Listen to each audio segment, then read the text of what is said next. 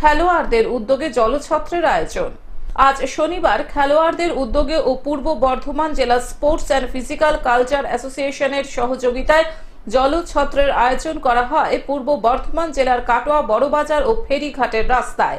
পথ চলতি মানুষদের দেওয়া হয় গ্লুকন্ডির জল, পাশাপাশি গাছের মধ্যে পাখিদের জন্য গ্লুকন্ডির জল দেওয়া হয়। পথ কুকুরকে বিস্কুট ও জল খাওয়ানো হয়। উপস্থিত ছিলেন সমাজকর্মী জয়দেব দত্ত, বর্ধমান জেলা স্পোর্টস অ্যান্ড ফিজিক্যাল কালচার অ্যাসোসিয়েশনের সম্পাদক সমর দাস। খেলোয়াড়দের এই উদ্যোগে সাধুবাদ জানিয়েছেন পথ চলতি মানুষেরা। দেখুন, আমি প্রথমেই বলে রাখি, এটা পূর্ব বর্ধমান জেলা স্পোর্টস অ্যান্ড ফিজিক্যাল কালচার অ্যাসোসিয়েশনের উদ্যোগে। আর আমাদের আন্ডারে যে সকল খেলোয়াড়রা প্রশিক্ষণ নেয় সারা বছর, তারাই এটা পরিচালনা করেছে এবং সম্পূর্ণ তাদের উদ্যোগে আমি সাধুবাদ জানাই যে তারা আজকে এই এটা নিয়ে তৃতীয়তম আমাদের কর্মসূচি চলছে। আমরা কাটোয়ার বিভিন্ন জায়গায় এরকম জলদান কর্মসূচি করেছি। এটা আমাদের 3 নম্বর কর্মসূচি।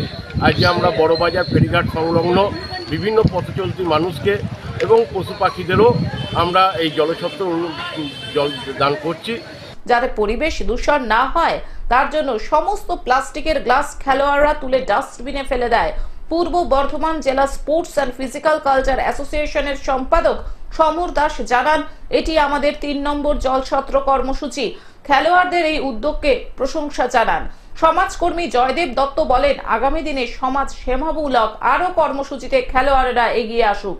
ফেরিঘাটের মাধ্যমে যে সমস্ত যাতায়াত করছে তাদের সকলের হাতেই এই জলের ব্যবস্থা করেছে এই সংগঠন।